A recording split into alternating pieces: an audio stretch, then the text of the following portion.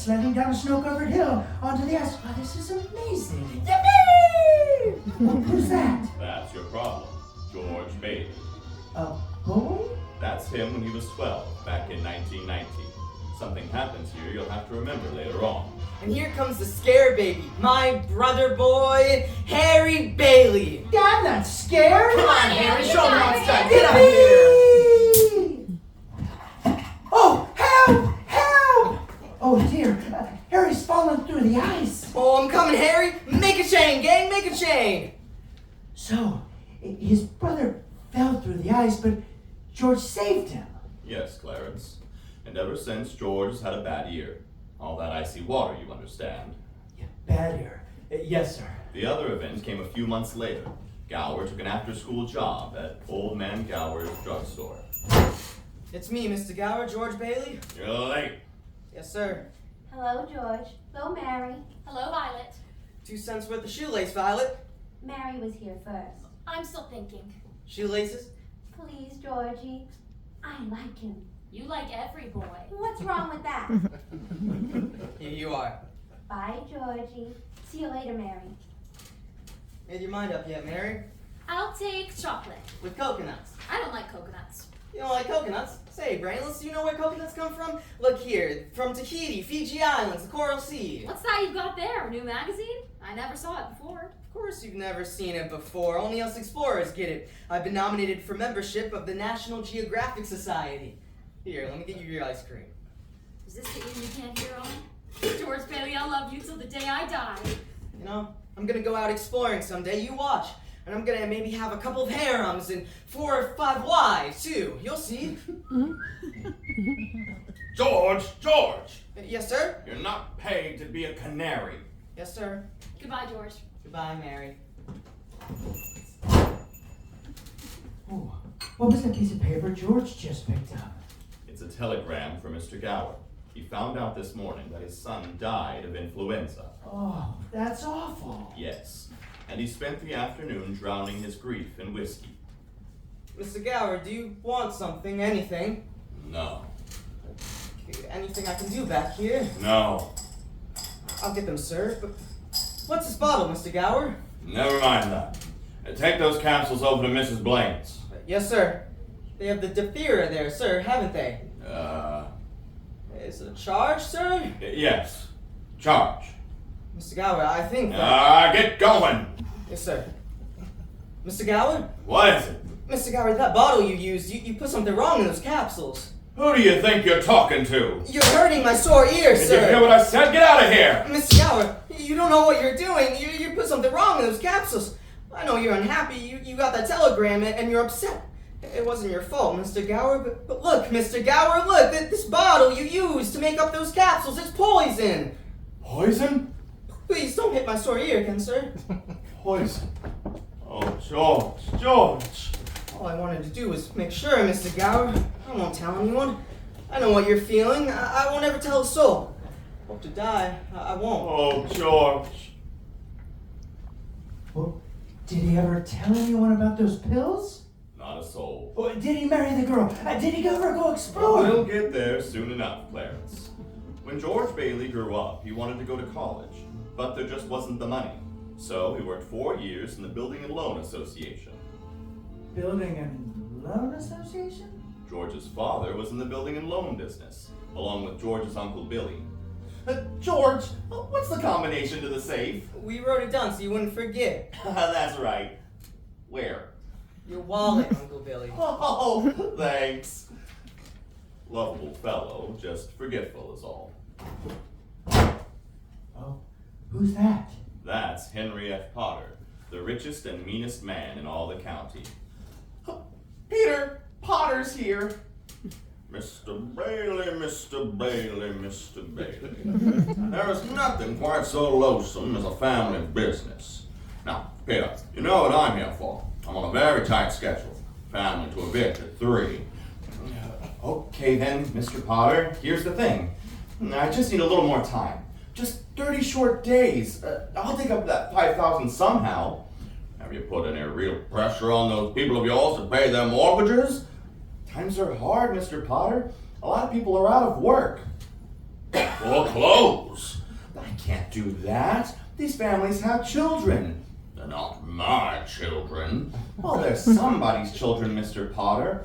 Are you running a business or a charity ward? Well, all right. Not with my money. Mr. Potter, what makes you such a hard-skulled character? You have no family, no children. You can't begin to spend all the money you've got. So I suppose I should give it to miserable failures like you and that idiot brother of yours to spend for me. Hey, he's not a failure. You can't say that about my father. George. You're not. You're the biggest man in town. All right, son, thanks. I'll talk to you tonight. Don't let him say that about you, Pop. Tonight? What kind of business are you running here? Good God, man! George worked for his father, saving enough to see him through the university. That summer, though, he was going to Europe. George got a job on a cattle boat and was ready to do a little traveling before college. Old man Gower surprised him with a gift of a great big suitcase. On his way home from the store, he ran into his friends, Ernie, the cab driver, and Bert, the cop. Hey, Ernie. Hiya, George. Hi, Bert. Hey, George, say, what's the suitcase for? I'm a rich tourist today. How about driving me around in style? Sure, Your Highness. Up in the cab. And for the carriage tray, I puts on my hat. Good afternoon, Mr. Bailey. Looks like you're getting ready to get out of here.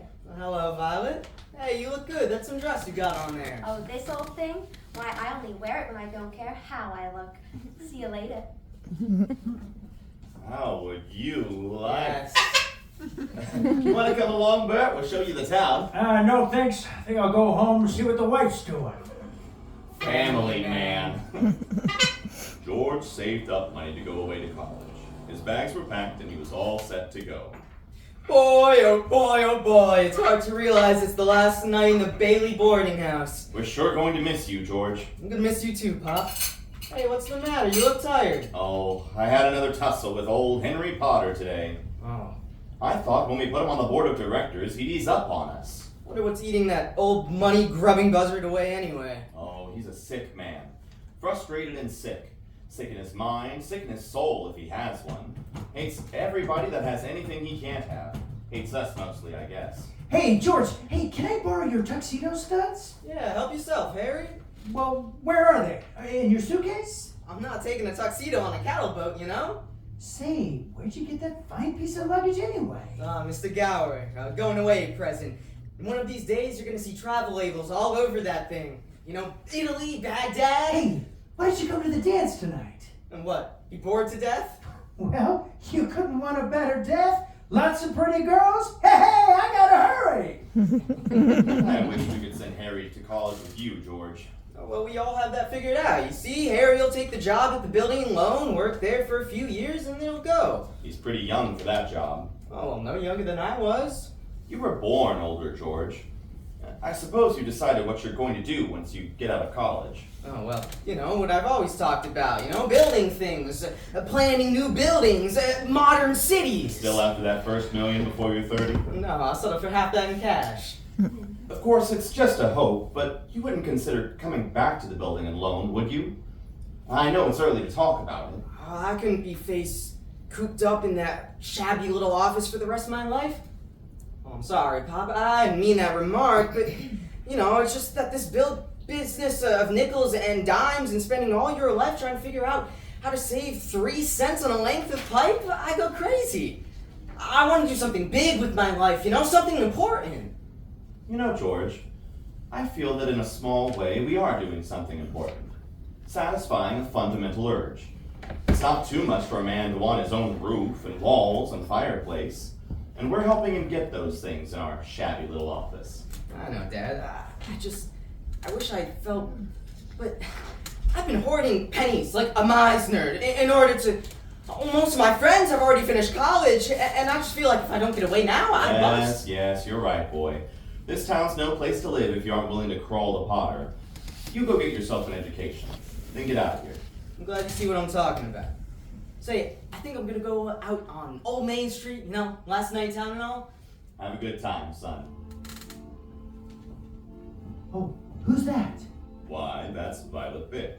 Oh, the little girl from the candy counter. That's right.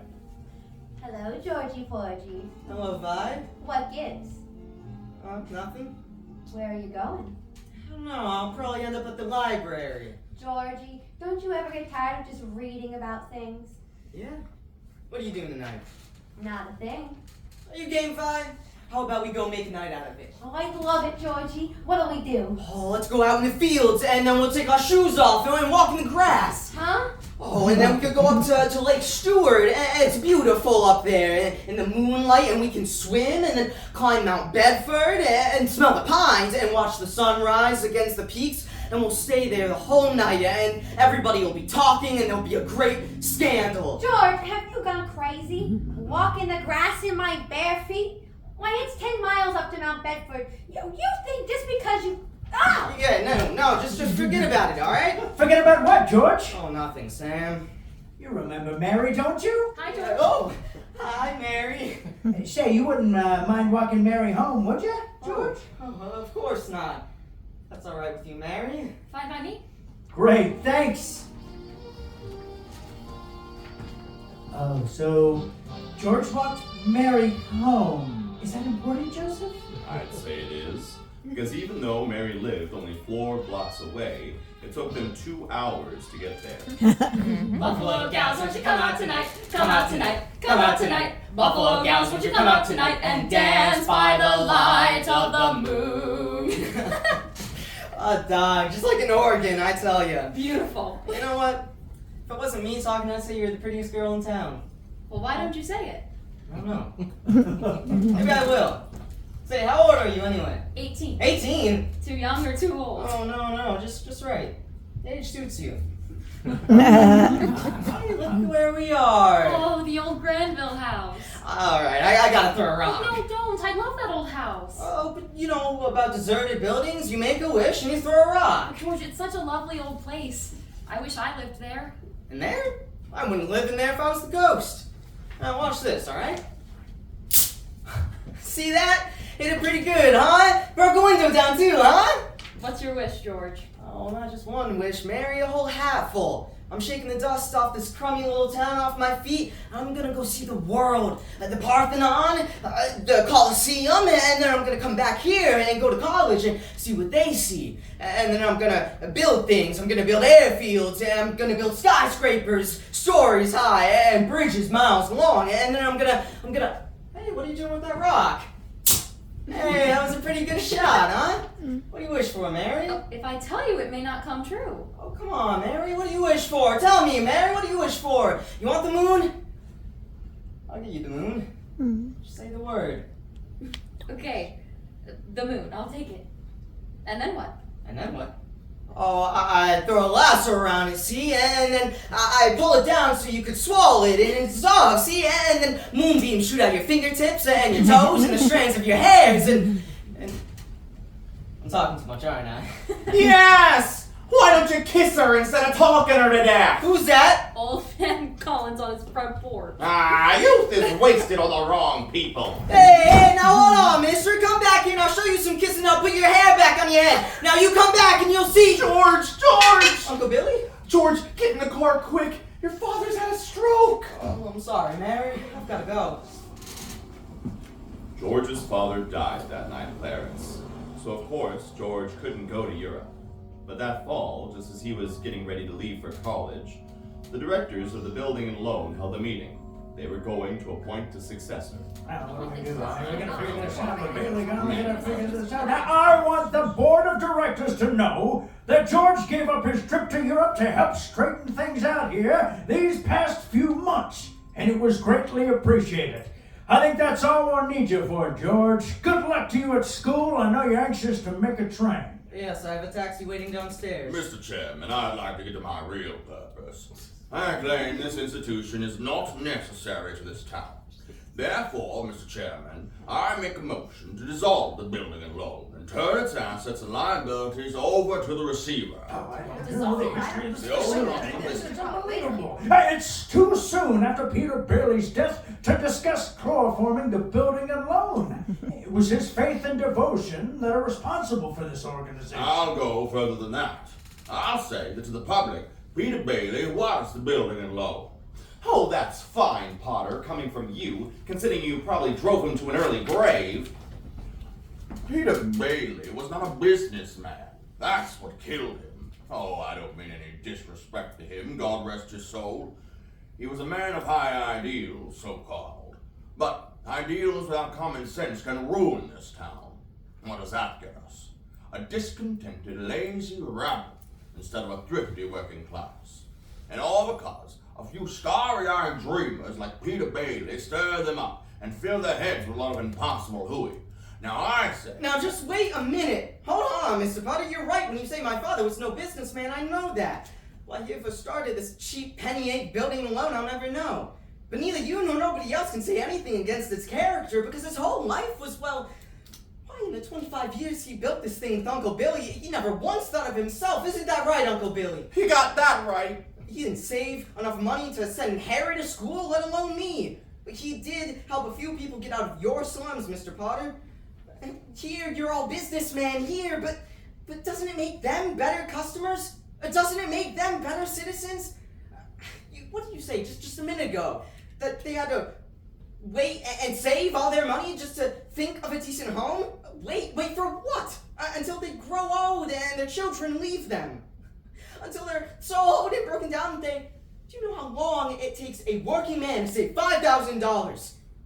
Just remember this, Mr. Potter, that this rabble you're talking about, they do most of the living, the dying in this community. Well, is it too much to ask to have a home and a decent bath? Anyway, my father didn't think so. People were human beings to him, but to a warped, frustrated old man like you, they're cattle. Well, in my book, he died a much richer man than you'll ever be. I'm not interested in your book. I'm talking about the building alone. I know very well what you're talking about, Mr. Potter. You're talking about something you can't even get your hands on, and it's galling you. That's what you're talking about. Well, I've said too much. You're the board here. You do what you want to do with this thing. Just one more thing, though. This town needs this measly one-horse institution, if only to come crawling to Potter. Come on, Uncle Billy. Sentimental hogwash. I want my motion, see? They're just coming out of the board meeting. I'll have to call you back. What happened, George? All we heard was a bunch of yelling. Boy, oh boy, Matilda, you should have heard George. Yeah, they're voting us down in there.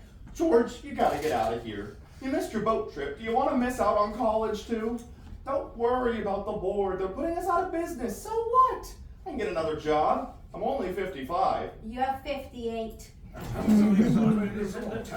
It's just George, they voted Potter down. We're still in business. Whoopee! We're still in business. We're still in business. But there's one condition, George. They've appointed you to take your father's place. Appoint me? But I'm going to college. Uncle Billy here, he's your man.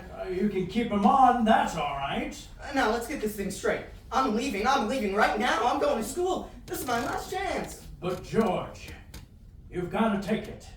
They'll vote with Potter otherwise. Oh, so George didn't go to college. That's right, Clarence. He gave his college money to his brother, Harry, and Harry went instead. But what happened to that good-looking girl? You know, Mary. Oh, George saw her now and then. Not very often, though, because Mary went away to school, too. Anyway, George waited 4 more years for Harry to come back and take over the building alone. Then he could still see the world. He planned to work in the oil fields of Venezuela.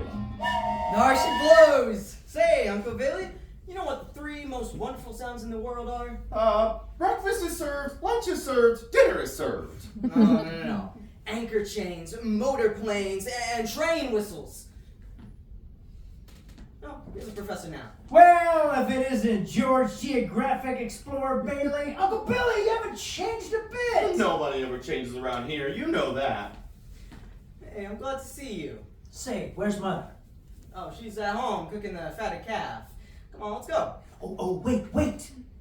This is Ruth Dakin. Ruth Dakin Bailey, if you don't mind. Huh? Well, I wired you that I had a surprise. Well, here she is. Meet the wife. Oh, what do you know? Wife! Well, how do you do? Oh, what am I doing? Congratulations to the both of you. Harry, why didn't you tell anybody? What's a pretty girl like you doing marrying my 200 brother of mine? Well, I'll tell you, it's purely mercenary. My father offered him a job. Oh, he gets you and a job? Harry's cup runneth over. Come on, Ruth. Let's start ahead and leave the bags for the fellas. All right.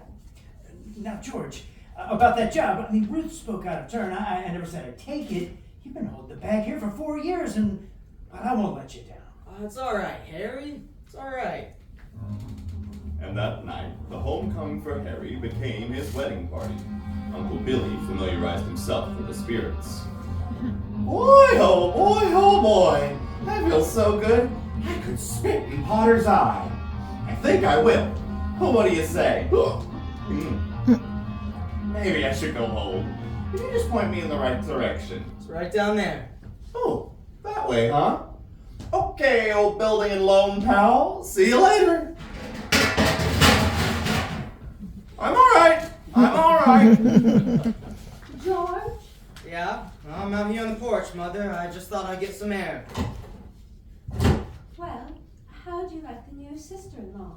She swell? Looks like she'll keep Harry on his toes. Yeah, keep him out of Bedford Falls anyway. George, do you know that Mary Hatch is back from school? Yeah. Nice girl, that Mary. Uh-huh. Oh, stop grumbling. Just give me one good reason why you shouldn't call on Mary. Sam Wainwright. Sam's crazy about it. Well, she's not crazy about him. Well, now how do you know that? She discussed it with Well, you? besides, Sam is in New York, and you're here in Bedford Falls. And all's fair in love and war? Well, I don't know about war. All right, Mother. I think I'll go out and find the girl and do a little bit of passionate necking. Oh, George! Bye, Mrs. Bailey. By the way, do you want any books at the library? The library? George, you go and see Mary, you hear? Hello, George. Oh, hello, Mary. I happened to be passing by. Your mother just phoned and said you were on your way over to pay me a visit. My mother called you. How'd she know? Well, I didn't tell anybody. I just went for a walk and happened to be passing by. Yeah, passing. When'd you get home? Tuesday. Would you like to come in? Well, yeah, I guess since I'm here. Hey, that's a pretty dress you got on there. Oh, do you like it? Yeah, it's all right. You know, I thought you'd be back in New York with Sam and Francie. Oh, I worked there a couple of vacations, but I don't know, I guess I was homesick. Homesick for Bedford Falls. Yes, and my family and everything. Would you like to sit down? All right, yeah, just a minute though. I still can't understand it. I mean, I didn't tell anybody I was coming here. Would you rather leave? Oh, no. I don't want to be rude. It was nice about Harry and Ruth, wasn't it? Oh, yeah. Yeah, that's all right. Don't you like her? Of course I like her. She's a peach. Oh, it's just marriage in general you're not enthusiastic about, huh? No, marriage is fine for Harry and Sam and you. Mary! Mary! Who's out there with you? It's George Bailey, Mother. George Bailey? What does he want? I don't know. What do you want, George? Me? Not a thing. I just came in here to get warm. He's making violent love to me, Mother. Oh! You tell him to go right back home and don't you leave the house. Sam Wainwright promised to call from New York tonight, didn't he? You know, your mother needed to... I didn't come here just to... What did you come here for? I don't know. All right? You're the one that's supposed to have all the answers. I don't know. Oh, why don't you go home? You know, that's where I was going in the first place. I don't know why I decided to come over here. Mary! The telephone! It's Sam! I'll get it. Hee-haw! Hello, Sam. How are you? Oh, great. Gee, it's great to hear your voice again. Well, that's awfully sweet of you, Sam. There's an old friend of yours here, George Bailey. You mean old moss-back George? Yes, old mossback George. Hee-haw! Put him on! Wait a minute, I'll call him. George! He doesn't want to speak with George, you idiot! He does so. He asked for it. George, Sam wants to speak to you. Hello, Sam? Well, hey, fine pal you are. What are you trying to do? Steal my girl? What? No, nobody's trying to steal your girl. No, wait a minute. I want to talk to both of you. Tell Mary to get on the extension. Mother's on the extension. I am not! We can both hear you, Mother. George, just put your head a little bit closer. Okay. There, that's better. We're listening, Sam. Okay, so I have a big deal coming up that's going to make us all rich. George, you remember that night at Martini's bar when you told me about making plastics out of soybeans?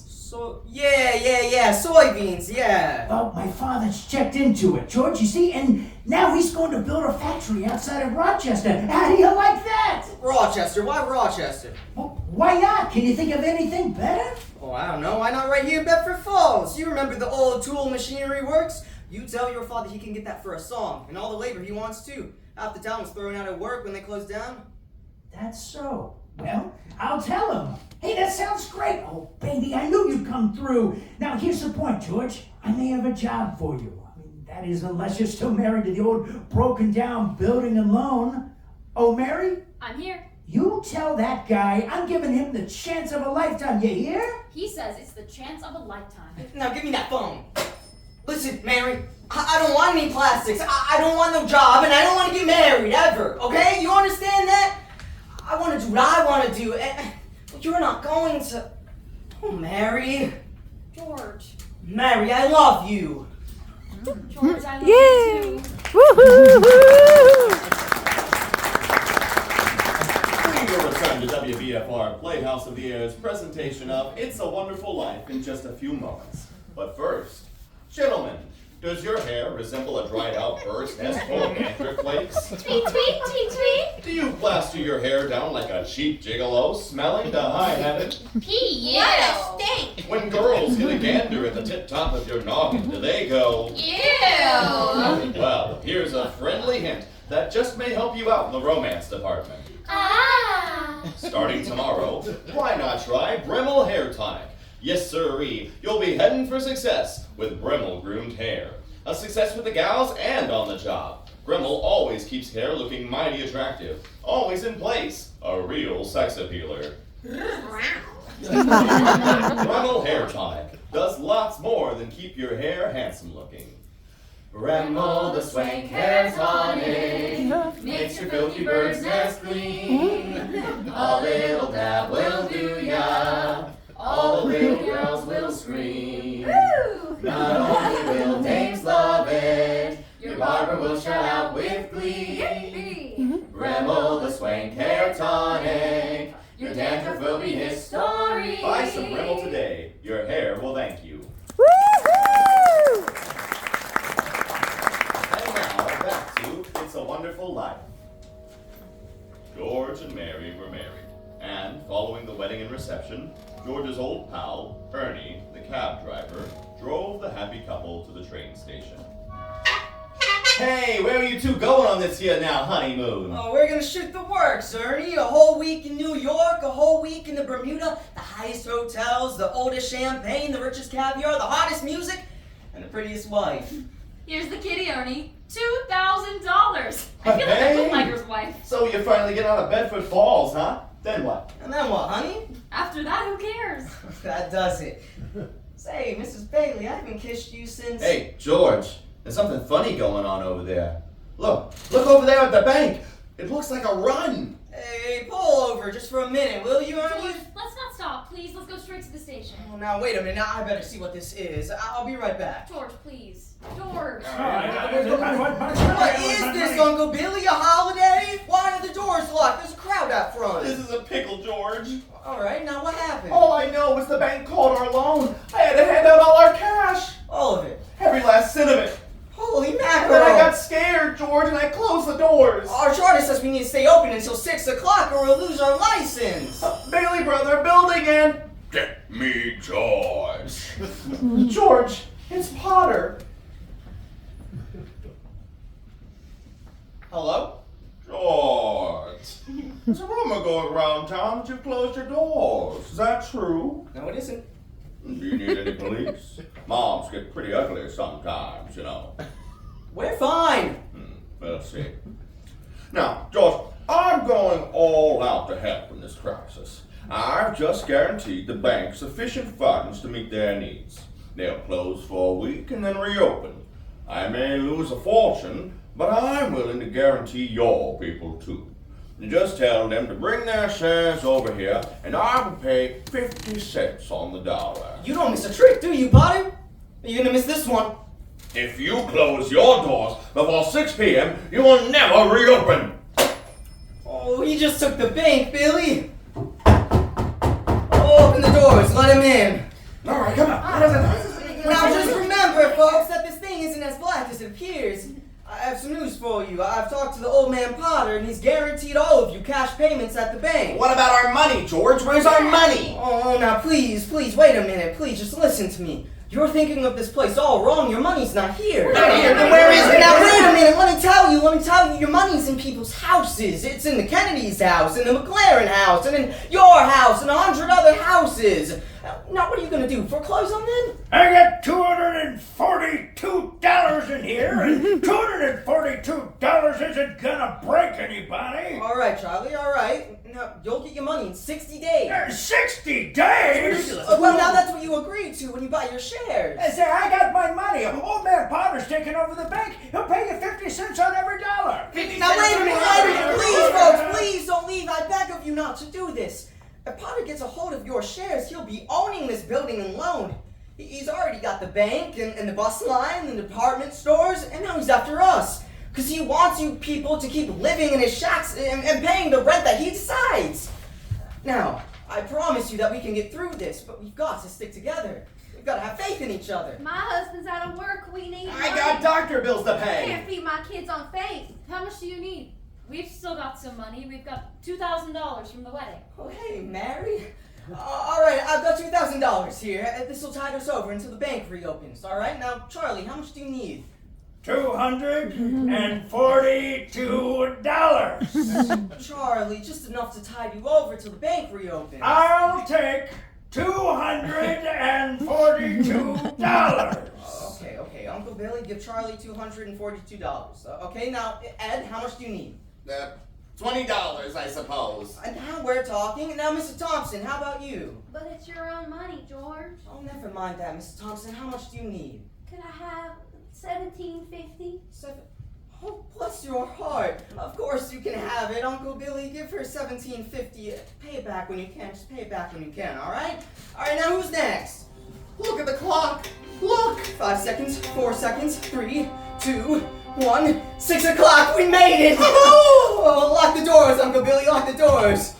Oh boy, we're still in business, and we've got $2 left. Bailey Brothers building an... Oh, just a minute. George, there's a call for you. Oh, now look, Uncle Billy, just will you get my wife on the phone, please? She's probably over at her mother's. Mrs. Bailey is on the phone. No, I don't want Mrs. Bailey. I want my wife. Oh, Mrs. Bailey, my wife. Oh, hello, darling. I'm sorry. What? Come home. What home? 320 Sycamore. What house is that? Whose house is that? The Waldorf Hotel, huh? What? That doesn't look like the Waldorf. Oh, no.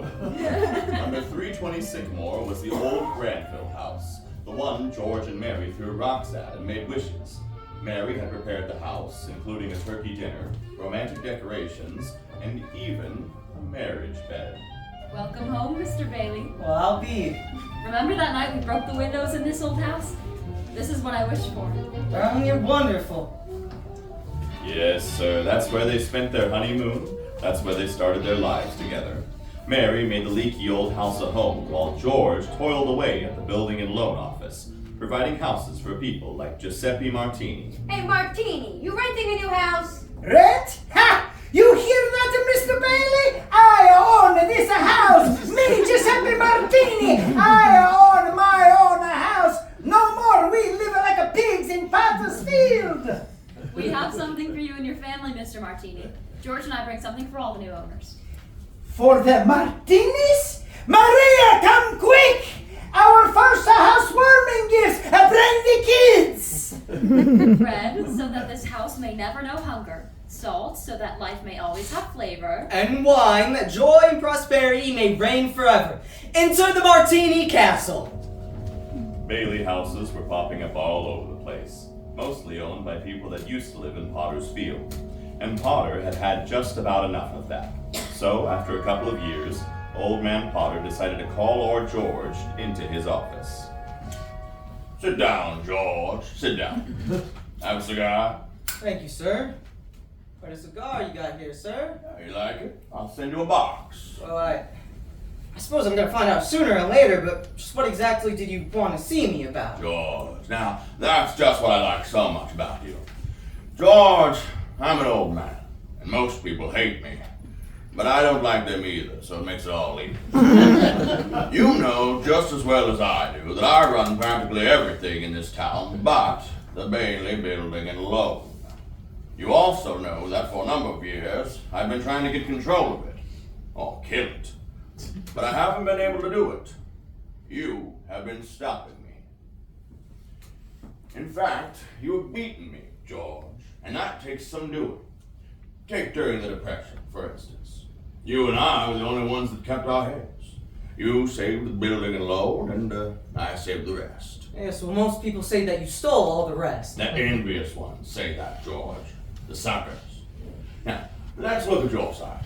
Young man, 27, 28, married, making, say, 40 a week. 45.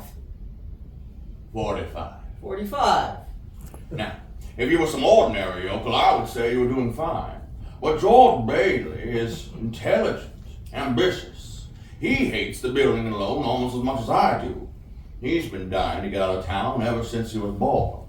A young man, the smartest one of a crowd, mind you, who has to sit by and watch his friends go places because he's trapped. Trapped into frittering his life away, playing nursemaid to a bunch of garlic eaters. Do I paint a correct picture, George, or do I exaggerate? Well, now what's your point, Mr. Potter? My point is that you're the only man in this town who's licked me. I want to hire you. Manage my affairs, and I'll start you out at $20,000 a year.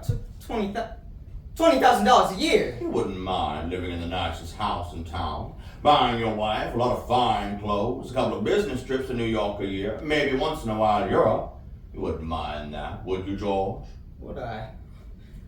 You're not talking to anybody else around here, are you? I mean, you're talking to me, right? I'm George Bailey, don't you remember? The building loan, remember? Yes, George Bailey, whose ship has just come in, provided he has enough brains to climb aboard. What about the building loan? Ah, confound it, man! I'm offering you a 3-year contract at $20,000 a year. Is it a deal or isn't it? Well, Mr. Potter, I know I ought to jump at the chance, but I wonder if you might just give me 24 hours to think about it. Sure. You go home and talk to your wife. Yeah, I like that. In the meantime, I'll draw up the papers, and soon you'll be managing my affairs. Your affairs? No, the answer is no, doggone it. You sit around here and you spin your little webs and you think the whole world revolves around you and your money. Well, it doesn't, Mr. Potter. In the whole vast configuration of things, I'd say you're nothing but a scurvy little spider. What did Mr. Potter want, George? Nothing. Just a talk. She married? Why in the world would you marry a man like me anyway? To keep from being an old maid? I was gonna travel the world. I was gonna build things, and I was gonna give you the moon. What have I given you? Not a new dress, not in months. You could have married Sam Wainwright or anybody else in town. I didn't want to marry anybody else in town. I want my baby to look like you. You didn't even have a honeymoon. And I promise you're what? My baby. Mary, you mean, Mary, you're on the nest? George Bailey Lasso Stork. Well, Mary had her a baby, a boy. You don't say. Then she had a girl. Well, what do you know? Night after night, George would come home late from the office. Things weren't good with the building and loan. Potter was really bearing down hard. Then came the war. Mary had another baby by then, but still had time to run the USO. Gower and Uncle Billy sold war bonds. Violet entertained the troops. Bert the cop was wounded in North Africa, got the Silver Star. Ernie the taxi driver parachuted into France. Harry Bailey topped them all. A Navy flyer, he shot down 15 planes. 2 of them as they were about to crash into a transport full of soldiers. Yes, but George, what about George? George? 4F on account of his ear. George fought the Battle of Bedford Falls. Air raid warden, paper drives, scrap drives, rubber drives. On VE Day, he wept and prayed. VJ Day, he wept and prayed again. Well, we're getting pretty close to today, aren't we, sir? Yes, Clarence. You know now almost everything you have to know about George Bailey, except what happened that finds him down there at this moment waiting to die. Well, sir, well? Well, today's the day before Christmas, and Billy is at the bank to make a deposit when he ran into Old Man Potter. Well, Mr. Henry F. Potter. Come to the bank to deposit some more loot, huh? Sure, you old fool. How do you like the news, Mr. Potter? Harry Bailey wins Congressional Medal of Honor. Just can't keep those Bailey boys down now, can you? Let me see that newspaper. Here you go. Sorry I can't chat, you old thief. Gotta make a deposit. Good morning, Mr. Bailey. Good morning, Horace. Here you are. Deposit slip, bank book, and a very Merry Christmas to you. You too, Mr. Bailey. Say you've forgotten something, haven't you? What's that? You want to make a deposit? Well, certainly. Well, it is customary to bring the money with you. It's gone! Where'd I put it? Where'd I put that money? A terrible thing, Clarence. Terrible. Uncle Billy couldn't find the money because the envelope with the $8,000 was folded up in that newspaper he gave to Old Man Potter. At the same time as Billy started looking for the deposit, Violet came to visit George at the building alone. Hello, Vi. Suppose you're getting things set back at the house for the party tonight. You know you're invited. What's wrong? You see right through me, don't you? How much do you need? I hate doing this to you, George, but I won't be asking for any more after this. You planning on robbing the bank, Vi? I'm going to Manhattan. What's in Manhattan? Why, everything's in Manhattan. A new start, at least. It's a big step, Vi. What's the matter with starting a new life right here in Bedford Falls? Oh, I'll be. Never thought I'd hear that from you, George Bailey. I thought you hated this place. I did. This town's got a charm of its own. You should give tours, maybe. I was thinking of you, Violet. Manhattan's a big place to take on your own. I've made a decision. There's a midnight train tonight, and I plan to be on it. Yeah, it takes a lot of character to leave your hometown. Start all over again. Here's some dough. Oh, no, George, don't. Oh, well, now, what do you want to do? Hawk your furs and your hat? Walk to New York? I mean, you know they pay for rent and meals up there, just as they do down here in Bedford Falls. Yeah, sure. It's a loan, all right, Violet? That's my business, building a loan. Besides, you'll get a job. Good luck to you. I'm glad I know you, George Bailey. So, say hello to New York for me, Vi. Merry Christmas, George. George! Uncle Billy, what's going on? The bank examiner's coming today, and Today? Yeah, he wants the accounts payable. What's the matter with you? The money! The 8,000! What, Uncle Billy? I don't know. I was gonna deposit it, and when I went to the bank, I didn't have it. $8,000, Uncle Billy. The bank examiner's in town today, and it's not our money, it's the depositors. I'm so sorry, George. I just don't know what happened. Well, the first place you look is in your coat pocket. I told you to put it there when you left. Oh, I'm no good to you, George. I'm no good. All right. Let's go then. We'll retrace our steps, and we'll leave no stone unturned. And as George and Billy went looking for the deposit, Potter had a meeting with the state bank examiner, a Miss Sadie Vance. The whole town's turned upside down with the Bailey boys' homecoming, congressional medal and all. I guess they do things like that. May I look at your paper? Go ahead. This is a deposit from Bailey. That old fool Billy Bailey gave me that newspaper. Well, you're going to deposit it for him, right, Potter? To think he would make such a foolish mistake. Look how much it is. There's $8,000 here. What a Christmas present. And he doesn't even know it. Just a minute, Potter. I know you've been giving the Baileys a hard time as far back as I can remember. Why? I don't have to give answers to you. You're just a state examiner. Yes, I am, but I am unimpressed by your buying off of everyone in town. Oh, that's it. You could never buy the Baileys. What? You heard what I said. The Baileys have always stood for something that you've always wanted and you're so jealous of. They're honest. You're fired. You can't fire me. I'm state appointed. And what's more, I'm not going to turn my back. This is stealing from the Baileys, and something like this could certainly cause them to fold. Yes. And after 25 years. Finders keepers, you know that. He gave me the money. It was his own fault. Besides, there's not a court in the county that would find me guilty. And we all know why. How's your family, Sadie? My family? I know how little state positions pay. What would you say to a little Christmas bonus? I want no part of this. That's not what I heard. What are you insinuating, Pa? I will not be turned down. What do you want me to do? I want you to pay the Baileys a surprise visit. You'll see the records. They'll be short. You know the rest. At last, the Baileys will be where they belong. Down for good. I know just what to do. And did you put the envelope in your pocket? Yeah, maybe. Oh, Uncle Billy, we've got to find that money. I'm no good to you, George. I don't. Do you have a secret hiding place in the house? I've gone over the whole house, even in rooms that have been locked ever since I lost your Aunt Laura. Listen to me think. I can't think anymore, George. It hurts. Where's that money, you stupid, silly old fool? Do you realize what this means? It means bankruptcy and scandal and prison. One of us is going to jail, and it's not going to be me. Hello, darling.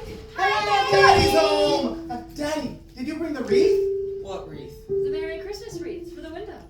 I left it at the office. Is it snowing? Yeah, it just started. Well, where's your coat and hat? Left it at the office. What's the matter? Nothing. Nothing's the matter. Everything's alright. Isn't it wonderful about Harry? We're famous. George, I'll bet I had 50 calls today about the parade, the banquet. Your mother's so excited. Must she keep playing that thing? I have to practice for the party tonight, Daddy. Mommy says we can stay up until midnight and sing Christmas carols. Can you sing, Daddy? You better hurry and shave, George. The families will be here soon. Families. I don't want the families over. Excuse me. Excuse me. Have a hectic day? Oh yeah, just another big red letter day for the Baileys. Daddy, the Browns next door have a new car. You should see it. Oh, now what's the matter with our car? Isn't it good enough for you? Yes, Daddy. Excuse me. Excuse me. Excuse you for what? I burped. All right, darling, you're excused. Go upstairs and see what little Zuzu wants. What's the matter with Zuzu? Oh, she got a cold. Caught it coming home from school. They gave her a flower for a prize, and she didn't want to crush it, so she didn't button up her coat.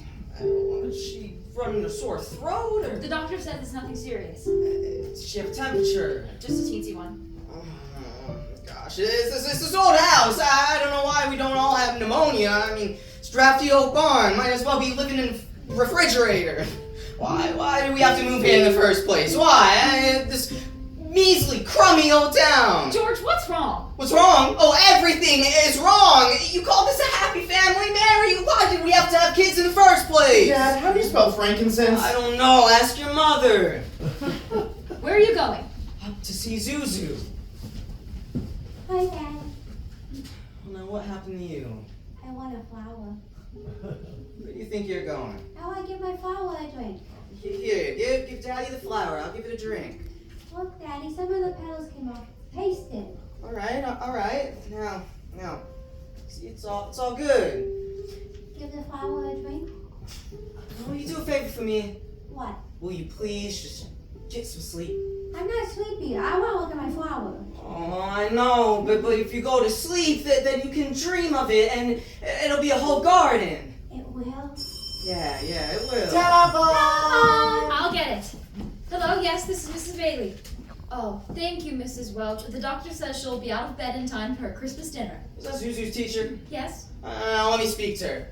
Hello, Mrs. Welch? Yeah, this is George Bailey. Say, what kind of teacher are you anyway? What do you mean, sending you home like that, half naked? George! Is this the sort of thing we pay taxes for, to have teachers like you? Silly, stupid, careless people who send our kids home half naked. Now, it's just stupid. Mrs. Welch, I'd like to apologize for... Hello? Oh, she hung up. I'll hang her up. Hey, wait a minute. Who is this? Oh, Mr. Welch. Okay, yeah, that's fine. Mr. Welch, give me a chance to tell you what I really think about your wife. George! Now let me handle this, Mary, will you? Hello? Oh, yeah, you will, huh? All right, okay, Mr. Welch, yeah. Anytime you think you're man enough, then you come around and you... Hello?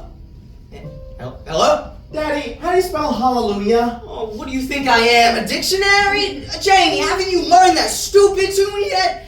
You played it over and over and over again. Stop it, just please stop it. George, what are you doing? I'm sorry, Mary, I'm sorry. Pete, Janie, I'm sorry. Jane, go on and practice, okay? Pete, I'm sorry. What do you want to know? Nothing, Daddy. What's the matter with you guys? Jane, go on. I told you to practice. Go on, play. Oh, Daddy. George, why must you torture the children? Why don't you just... Mary. Where's Daddy going? Bedford 247, please.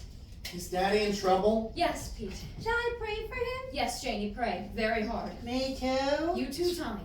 Hello, Uncle Billy? So, that's it, George. You're short $8,000 for the book, eh? Please, Mr. Potter, I'll pay any amount of interest. It's just, if you still want the building loan, You then... say it was lost. Did you notify the police? No, sir, I haven't.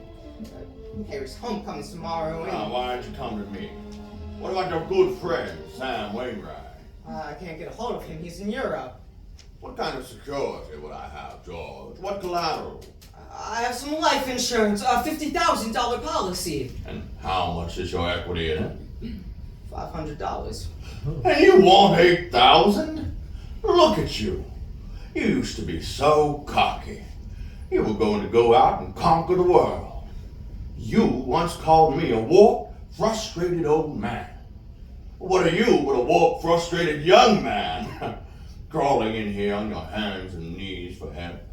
No securities, no stocks, no bonds. You're worth more dead than you are alive.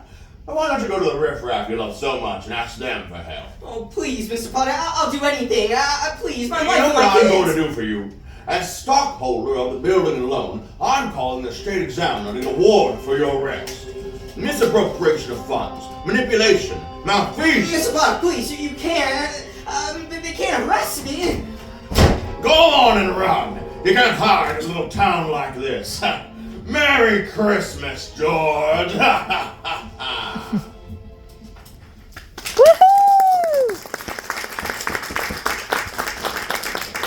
And now, the dramatic conclusion of It's a Wonderful Life. Merry Christmas, I'm glad you come. How about some of that good spaghetti? We got everything. Where's George, sir? Where? After running out of Potter's office, George ended up at Martini's bar. He's had a couple of drinks, Clarence. He's just sitting there. What's he saying? Who is he? God, oh Father in heaven. I'm not a praying man, but if you're up there and you can hear me, then show me the way. Oh, please, God, I'm at the end of my rope. Just please show me the way. You all right, George? You want somebody to take you home? Why you drink so much, my friend? You don't feel good. Please go home, Mr. Bailey. Bailey? Hey, you say Bailey? Which Bailey?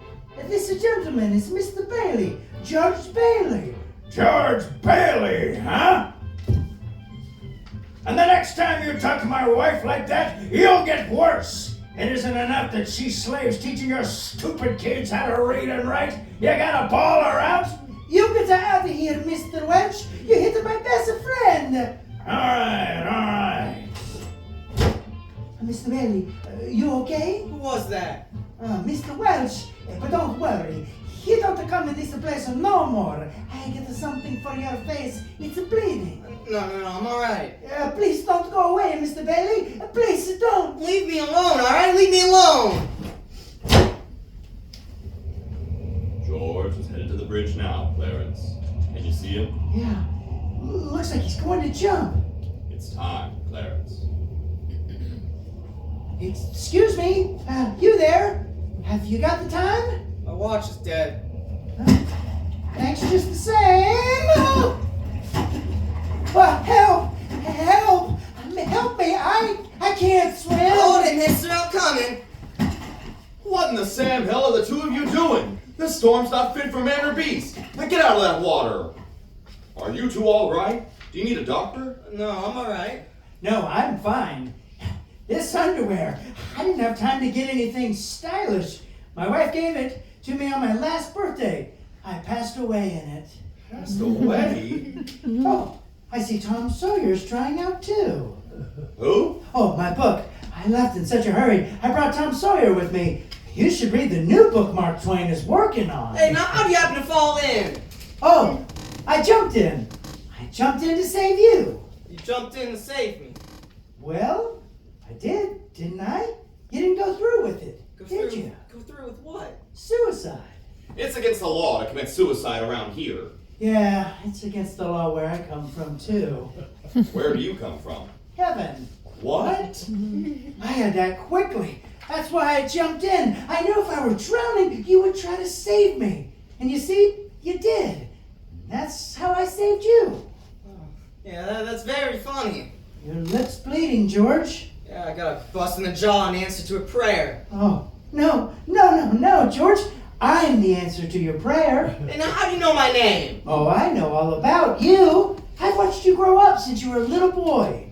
What are you, some kind of mind reader or something? No. Who are you then? Clarence Oddbody, AS2. Oddbody, AS2. What's that, AS2? Angels Second Class.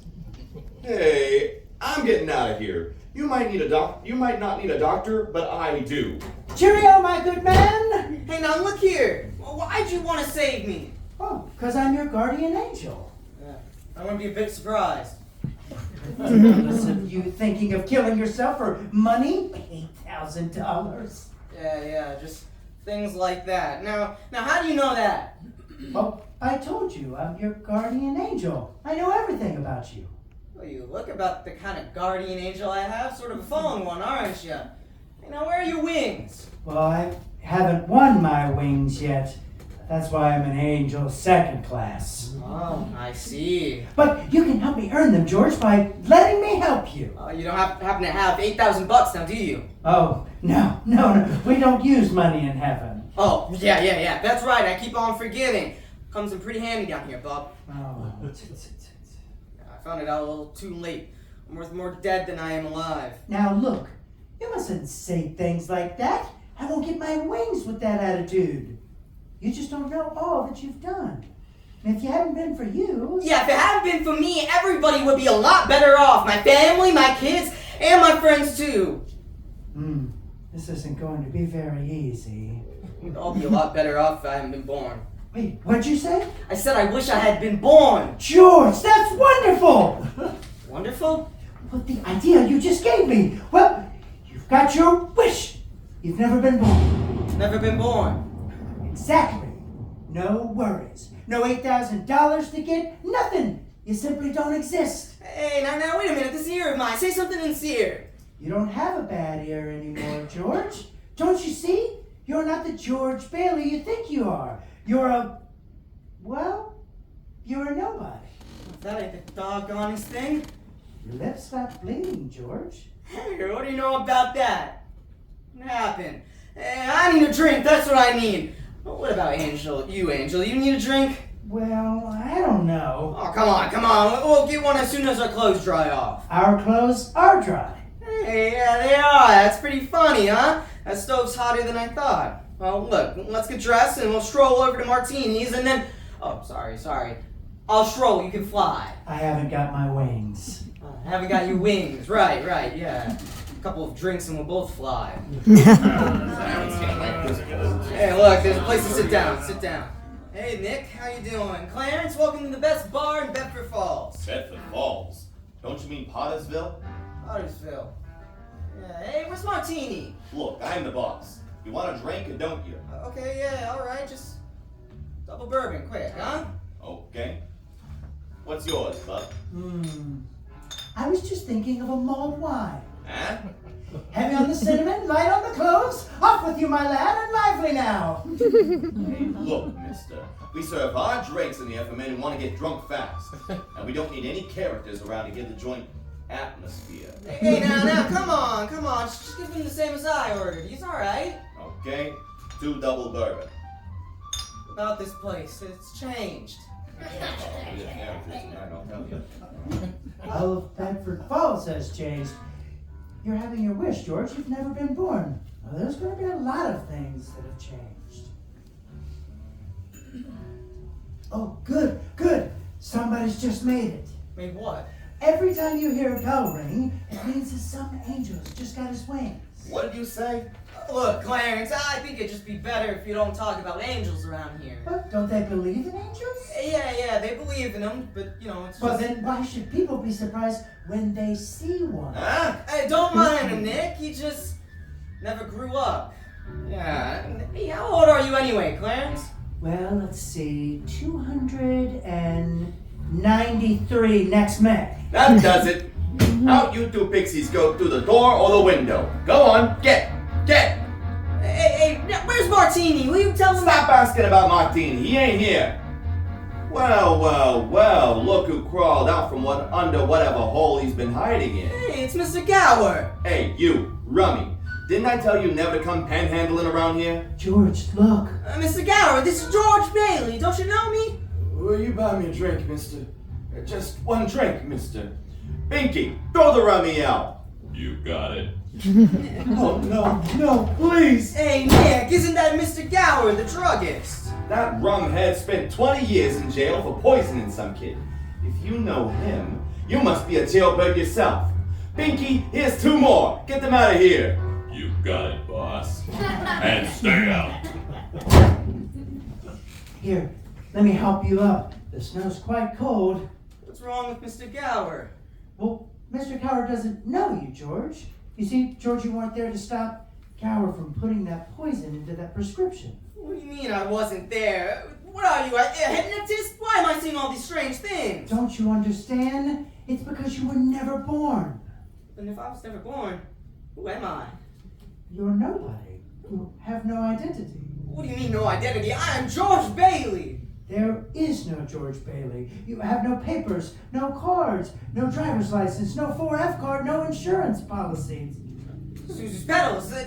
What? Susie's petals. My little girl, some petals fell off of her flower. I told her I fixed them, but I stuck them in my pocket and now they're gone.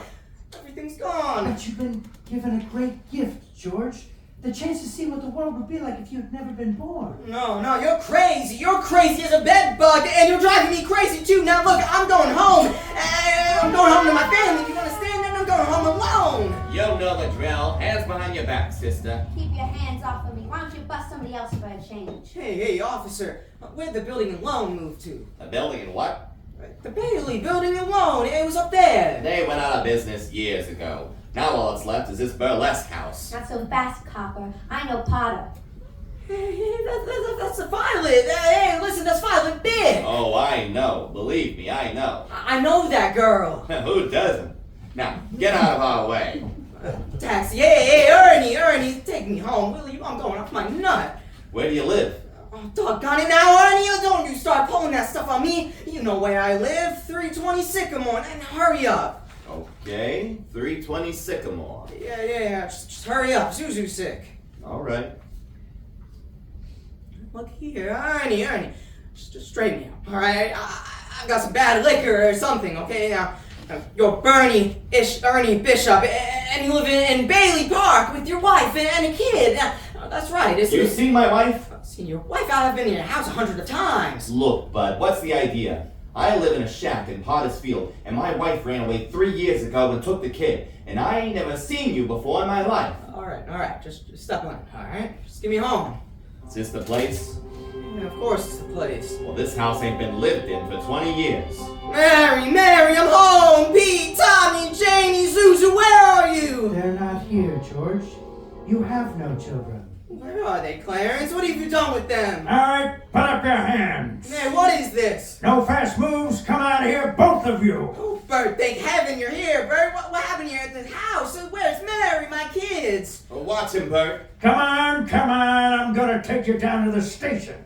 Bert, now listen to me. It's this fellow here. He's just an angel. He tried to hypnotize Don't me. make me use my nightstick. Oh, Bert, I hate to do this, but Run, George, run! George! Bailey's boarding house. Well, Mother? Mother, what do you want?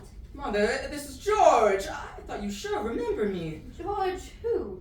If you're looking for a room, there's no vacancy. Mother, please try to understand. Something's happened to me. I don't know what it is, but I need a place to stay. Please, Mother, just let me stay for the night. I don't take strangers. Oh, I'm no stranger, though. I know everybody you know. Your brother-in-law, Uncle Billy. You know him. Yeah, sure I do. When did you see him last? Today, over at his house. That's a lie. He's been in the insane asylum ever since he lost his business. And if you ask me, that's where you belong. My own mother. I'm here again, George. My own mother, she didn't even recognize me. Strange, isn't it? One man's life touches so many others, and, well, when he isn't around, he leaves a pretty big hole, doesn't he? Now look here, I've heard of things like this before. You got me under some kind of spell. Well, I'm gonna get out of it. I've got to. I know I talked to Uncle Billy this afternoon. How can he be in an asylum? I've got to snap out of it. I've got to. Now, let me think. Bailey Park! There is no Bailey Park if you weren't here to build it. Oh, yeah, well, we'll see. This is Bailey Park? People live here? Pretty grim. This is where Bailey Park is supposed to be, but what's this gravestone doing here? And why's the name Bailey on it? That wouldn't be yours. My father's name's on it. But what's this other name? Why is my brother Harry's name here? Your brother broke through the ice and drowned at the age of 9. No, that's a lie. Harry Bailey went to war. He got the Congressional Medal of Honor. He saved every life on that transport. Every man on that transport died. Harry wasn't there to save them because you weren't there to save Harry. You see, George, you really had a wonderful life. Don't you see what a mistake it would be to throw it away? What do I do now, Clarence? Or what do I do? It's your life, George. Well, what happened to Mary, Clarence? Mary? My wife, Mary. What happened to her if I was never born? I'm not supposed to tell you, George. Well, I don't know how you know the things that you do, but please, if you know where she is, just let me see her. That's all I need to make a decision. Very well, George, but you're not going to like it. Where is she, Clarence? She's an old maid, George. Where is she? She's just about to close up at the library. Oh, there must be some easier way to earn my wings. Is the library closed? It's Christmas Eve. We can't stay open all night. Can I ask you something? I really should be getting home. What's it go home to? That is none of your business, sir. The library is closed. Maybe you should try back on the 26th. Mary, I'm sorry. How do you know my name? All I need is a couple minutes. I told you, the library is closed. Please, just 2 minutes. That's all I need. I'll do anything. You sound desperate. I'll help if I can. What is it? Isn't this town Bedford Falls? It used to be, but that was some time ago. I wasn't very old when Potter was elected and took the town, along with its name, for himself. So you do know a place called Bedford Falls? I've seen pictures. Looked like a very nice place. Things have changed, but that's with the times. I have to go. Mary Hatch, you live on Reed Street, a white Victorian. Your bedroom's at the top of the stairs. You turn to the left. You have an older brother, Marty, and you live with your mother, Edwina. How do you know all this? What are you, some crazy man? I'm leaving. Don't you know me, Mary? Just let me touch you. Get your hands off me. I'll call a cop. At the house you wish for, don't you remember? I told you I don't know you. Let me go. Don't you know me, Mary? You must. It's George. Don't you know Let me? me go. Mary, please. Don't you know me? Please, Mary, help me. Where are our kids? What? I need you, Mary. Please, help me, Mary. Get away from me. Mary, Help, please. it's George. Please, Mary, you're my wife. Mary. Clarence, where are you? Well, help me, Clarence. Get me back. I don't care what happens to me. Only if you get me back to my wife and my kids. Please, help me, Clarence. Please. I just want to live again, Clarence. Please, I want to live again. Oh, God, please let me live again. George, is that you, George? Oh, now get out of here, Bert. Get out of here, or you come any closer and I'll hit you again. What the Sam hell are you yelling for, George? Oh, come on. George, Bert, do you know me? Know you? I've been looking all over this town for you. Where have you been? Hey, Bert, I'm alive again, Bert. You sure are? You're all right? Hey, your mouth's bleeding. Hey, it is. What do you know? My mouth's bleeding, Bert. Oh, look at that blood come out of there, Bert. Oh, Suzu's petals, there they are. Oh, what do you know about that, Bert? Merry Christmas, Bert. Well, Merry Christmas. Hey, get in the car. I'll drive you home. Oh, you will, Bert, and we turn the sirens wide open. Oh, Merry Christmas, Bedford Falls. Merry Christmas, you wonderful old building alone. Merry Christmas, Mr. Potter. Mary, oh, Mary. Have you seen my wife? What is this? These reporters. Merry Christmas, reporters. Hey, where's my wife? Mr. Bailey, there's a deficit. I know, $8,000, I bet, huh? George, I got a little paper here. I bet it's a warrant out for my arrest, huh? It's wonderful, isn't it? Merry Christmas. Hey, where's Mary? You know where Mary is? Look at this wonderful old drafty building. Isn't it wonderful? Hey, Mary! Daddy's home. Merry Christmas, Daddy. Daddy! Kids, Pete, Jamie, Tommy. Oh, I could just eat you up. Where's your mother? She went out looking for you with Uncle Billy. Daddy. Susu, my little ginger snap, how do you feel? Hi, Daddy. Nice to meet you, temperature. Not a smidge, huh? Hallelujah. George, darling! Mary! Mommy's home. Oh, Mary, just... George, where have you been? Just let me touch you, please, George, Mary. George. Oh, you have no idea what I've been through, Mary. You have no idea what's happened either. Come on, George, quick, they're on their way. Who's on their way? The police department, the FBI, the National Guard? I'm alive again, Mary. I'm alive Come again. on in here now. Now you stand right over there by the tree and don't move. All right, everybody, come on. Let's get in there. Now, Come on. George, it's a miracle. Come on in, Uncle Billy, everyone, in here. All right, let's get in there, guys. Come on. Isn't it wonderful? Mary did it, George. Mary did it. She told a few people you were in trouble. They scattered all over town collecting money.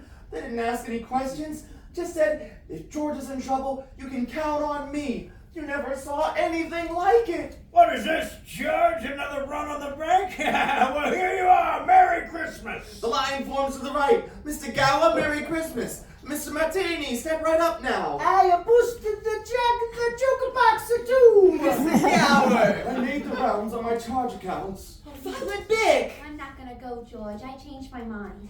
I wouldn't have a roof over my head if it wasn't for you, George. Here you go. $242. I've been saving this money for a divorce, if I ever get a husband.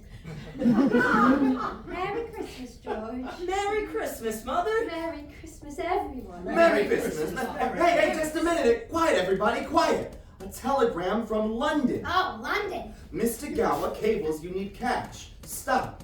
My office instructed to advance you up to $25,000. Stop. Hee-haw and Merry Christmas, Sam Wainwright. Hark the herald angels sing, glory to the newborn King. Hello, George. How are you? Harry. Oh, hello, Mary. Mary, looks like I got here too late. Mary, I got him here from the airport as quickly as I could. That fool flew all the way up here in a blizzard. Harry, what about your banquet in Washington? Oh, I left right in the middle of it as soon as I got Mary's telegram. How about some wine? Good idea. A toast to my big brother George, the richest man in town. Here! Should all acquaintance be forgot and never brought to mind. What's this book, George? Tom Sawyer. What's the inscription there? George, remember, no man is a failure who has friends. Thanks for the wings. Love, Clarence. What's that? That's a Christmas present from a very dear friend of mine. Look, Daddy. Teacher says every time a bell rings, an angel gets his wings. Yeah, that's right. Attaboy, Clarence.